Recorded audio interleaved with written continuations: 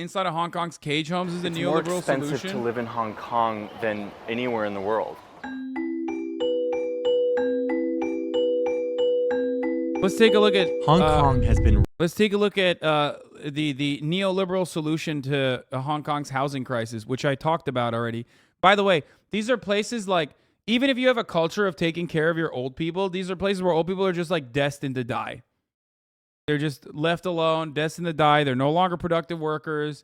They don't have enough money to fucking pay for the insane skyrocketing housing. They just fucking leave them. Ranked the least affordable housing market in the world 8 years in a row. That video is from 2018. Yeah, when Hong Kong was, not a part of the gross and disgusting authoritarian Chinese state, of course. So I'm sure that they're going to have a better, more adequate solution, right? Because neoliberal capitalism has a really great solution to housing. And by a long shot. Housing prices are now almost 20 times more than annual income. That means that a household making $50,000 US would, on average, be looking for a house that costs $980,000. And it's getting really bad. Hundreds of thousands of residents now squeeze into incredibly small apartments, most of them no bigger than a parking space. So these are cage homes, which basically fit one person and their belongings, and they basically stack these in a room in order to fit as many people as they can in the room. And yet the price per square foot for these smaller houses just keeps shooting up. I don't understand. What's the problem? I see no issue with this. This is a perfectly amicable solution to the housing market crisis. It's just so silly. I visited these homes. It's called the free market, you fucking cuck. Have you heard of it? Have you taken an econ course? You would understand if you had. To try to piece together an explanation for this trend, and to meet the people who are being squeezed by the world's least affordable real estate market. Look to your future, Americans. Even if you're living in fucking Austin, you little shits in Texas. Oh, we have so much land out here. We're doing great. We're doing fine. Look to your fucking future. Any city that you live in the United States of America is going to look like this inevitably.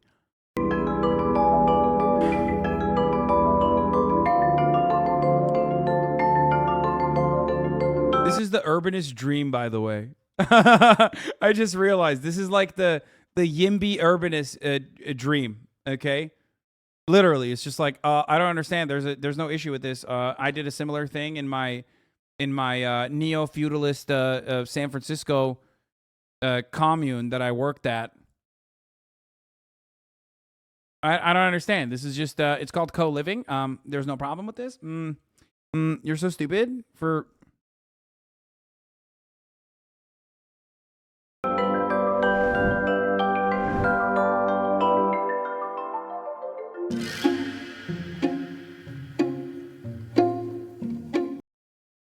Oh, what? Why half the scientists in some Eastern European countries are women? Stop. Listen. It seems like you're making a lot of propaganda here, okay? And this is undermining what I've learned, okay? This is undermining what I've learned about International Women's Day, for example, or Soviet era protocols. You're fucking. I don't like this. Let's watch this. Let's keep watching. Tens of thousands of people in this city. I don't remember you hating on Yimbys. I guess you're just another landlord tyrant now. No, motherfucker. I talk about increasing the housing supply all the goddamn time. I literally talked about it on this broadcast like numerous times. Shut the fuck up. Suck my cock. Who live in spaces that are between 75 and 100. Yimbys are the fucking Yimby urbanists are the fucking vegans of the housing crisis world. Okay. 140 square feet. For some perspective, they can't shut the fuck up. Space in the U.S. is 120 square feet. 所以好困難，始終呢度係黑暗嘅，即係一入嚟到見唔到光㗎嘛。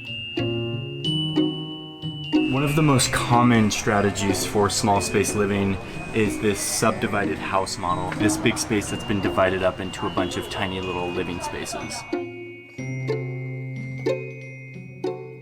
These people basically have room for a bed and a table and a few belongings. 有啲就條理，有啲就求求其其咁樣。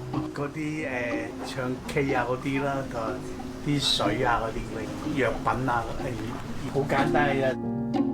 What makes this model work is that they have a bigger communal space where they're able to have their cooking and their washing in the bathroom open to everyone so that they can save space and save money in their actual living quarters.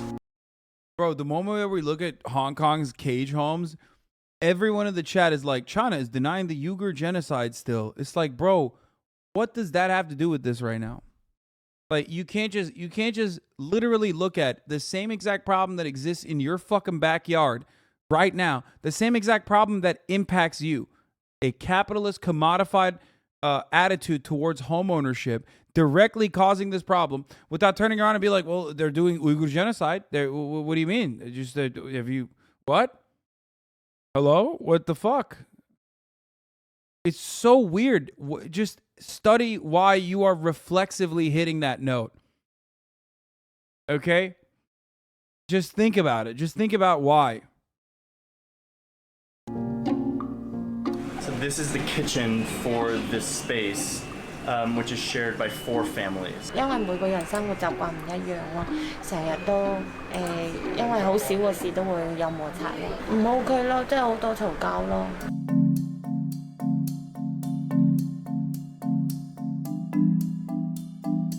The tempting explanation here for why the prices are so high is land scarcity. 7.5 million people crammed into this series of islands. It's going to drive up the prices. The same story in a lot of places that have run out of land that are in high demand. Think San Francisco or New York City. Okay, this might be the story in New York City and San Francisco, but is Hong Kong actually running out of land? Let's see what the drone says about this. Flying over Hong Kong, you start to see that while yes, there's a very dense urban landscape, there's also a whole lot of green space.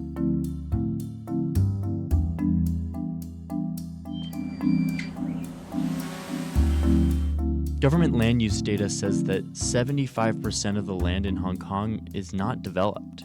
Now, some of that is mountainous and rocky and not easy to build on, but certainly not all of it.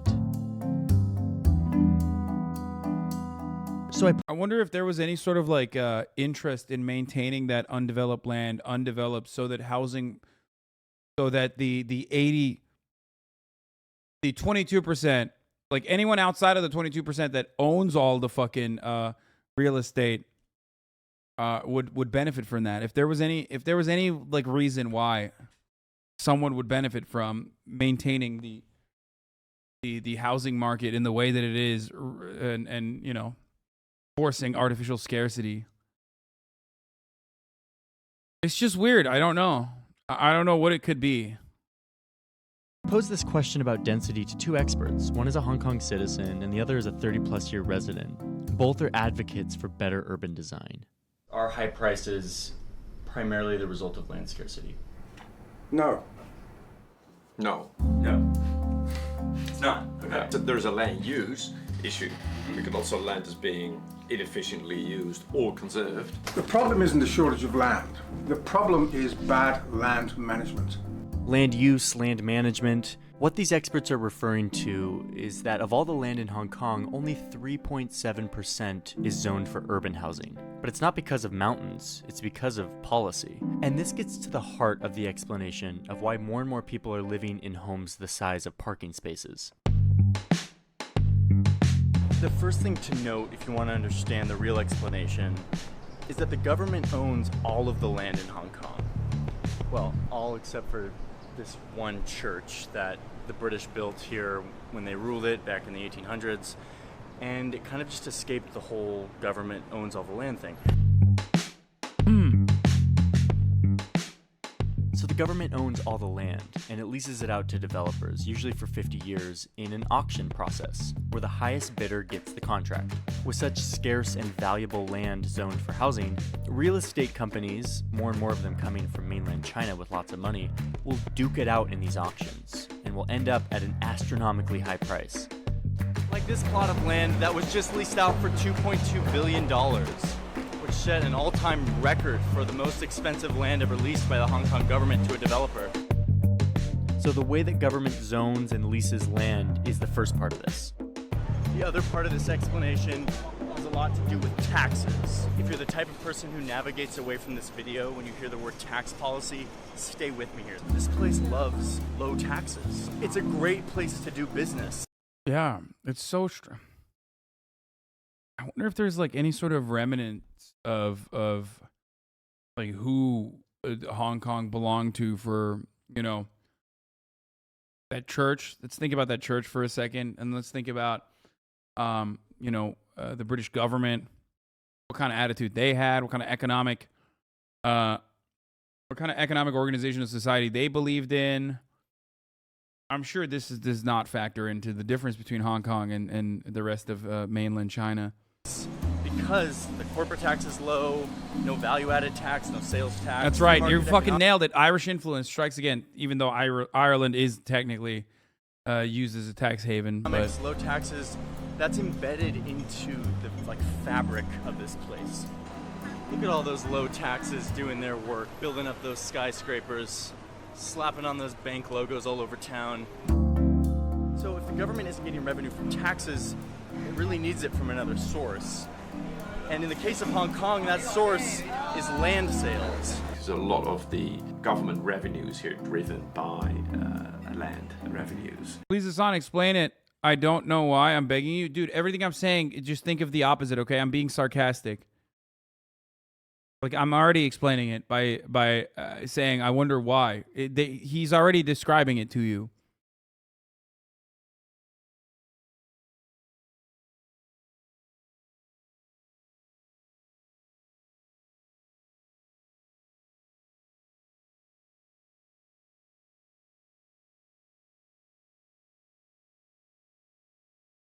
Please consider that Chinese companies are the ones that are bidding the lands and refuses to develop it and the harm to Hong Kong people. Dude, that is... Bro, I'm sorry, but that's like next level insanity. What the fuck? Bro, come on, dude. Come on, brother. Jesus Christ. Even when it's directly a byproduct of capitalism and British colonial or British imperialist attitudes, it's still China's fault? Like, what the fuck?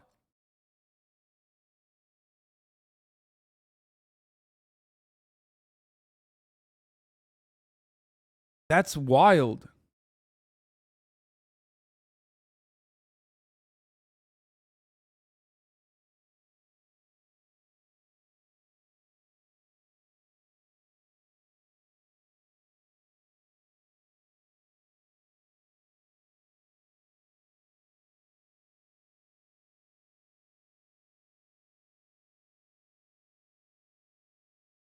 State-owned apartments in Vienna is rented out to people, so officially it's not owned by the people themselves. Oh, that makes sense. Yeah.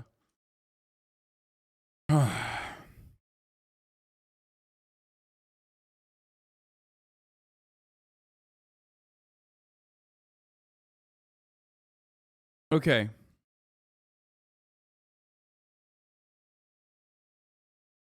We'll see what happens. Okay. We'll see what happens in the future. It can continue to go that way. It can continue to go that route. Okay. Certainly. But we're watching a video from 2018.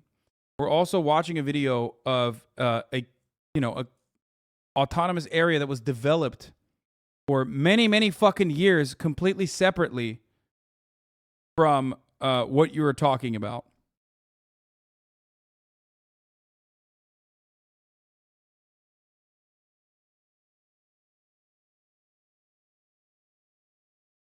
Specifically trying to blame China for Hong Kong in this regard is kind of wild.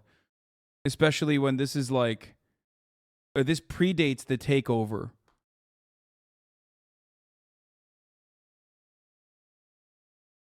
And it's about 30% of government public finance. Especially when the irony is like, this is happening in London. This is happening in Los Angeles. This is probably happening in your city too. And you could turn around and be like, China's doing that too. They're buying a lot of, Chinese nationals are buying a lot of housing.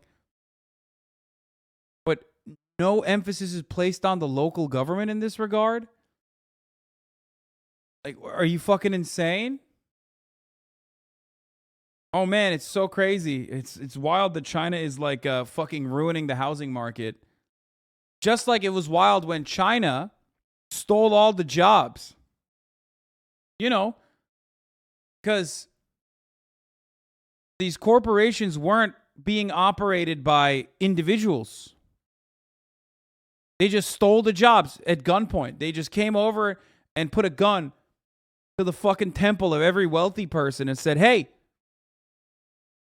you're going to outsource your fucking manufacturing to us. Crazy. It's crazy when China did the 2008 housing market crash. The other day, I stepped on a Lego. That was directly the fault of Xi Jinping. Did you know this? Literally. I stubbed my toe, Xi Jinping, CCP. It's so fucked up and so wild.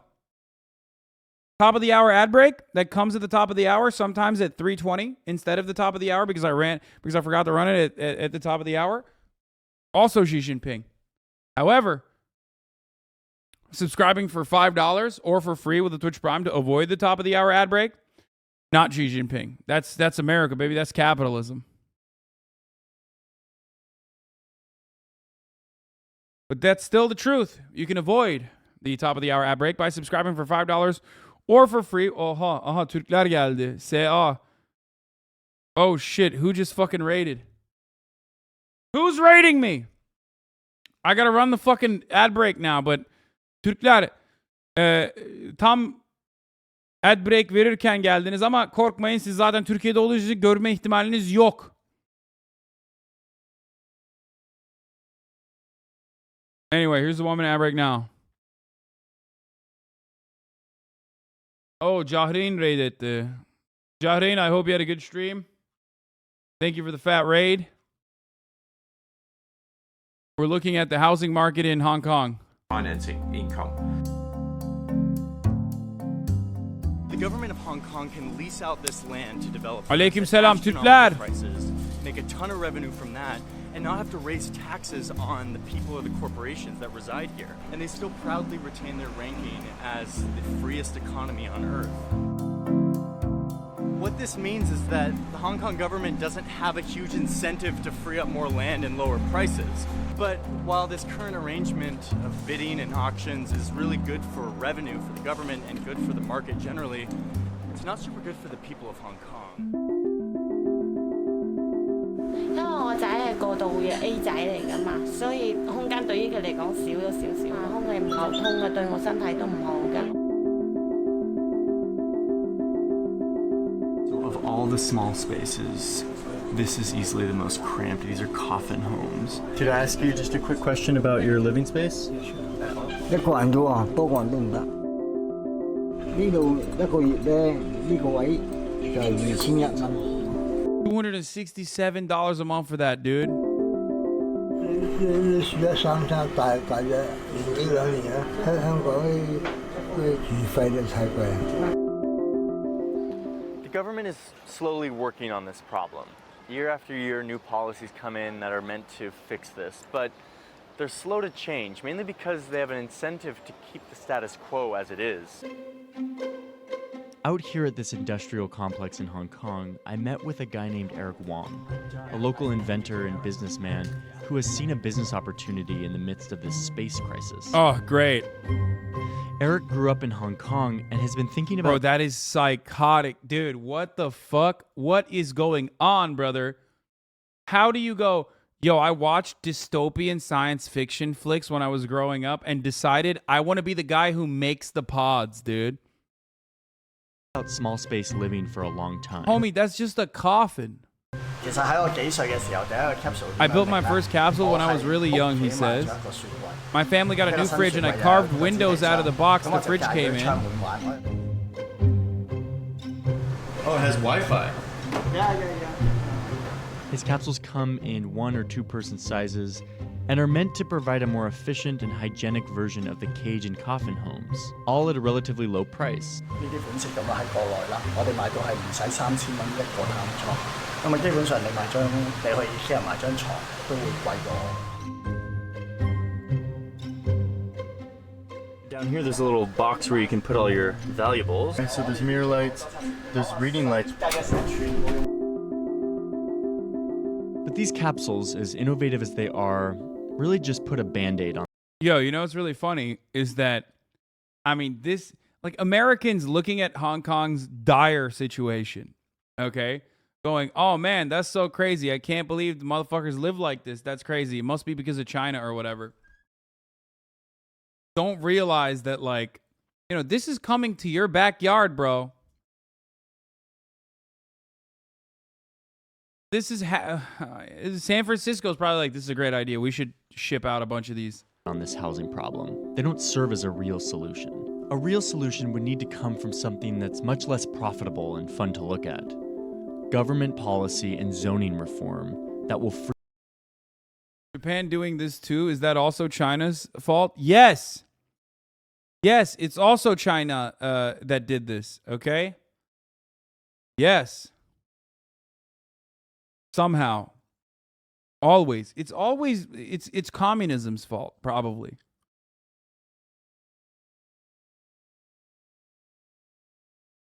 Oh no, Suez Canal is down. Navigation stops in Egypt's Suez Canal after ship runs aground. Oh my lord, dude. Here we go again, boys.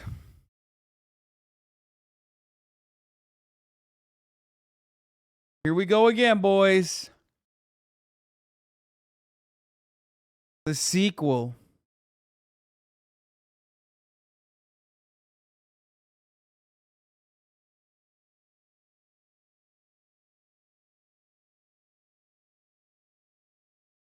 Free up more land and put the interests of the people above the interests of the market. This guy says, let's watch a Turkish economy documentary.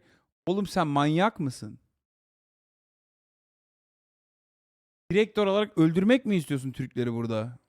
Zaten yaşıyorlar her gün. Ne dokümenterisi lan? Adam Twitch'e geliyor kaçmak için. Ondan sonra diyorsun ki yok hayır göster Türklere tekrar. Ne kadar yarak yediklerini.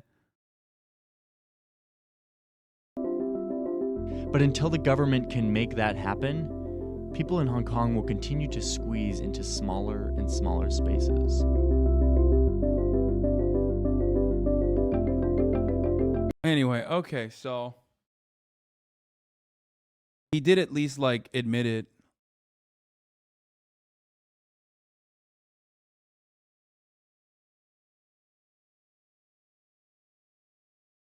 Come on, dude. The Hong Kong protests were largely driven in large part by youth resentment towards unaffordable housing. The CCP controls Hong Kong's LegCo parliament and pretty much backs the same real estate developers that the British did. It's not China's fault, but they largely maintain British colonial structures. It's just the truth. 100%. Let's see what happens.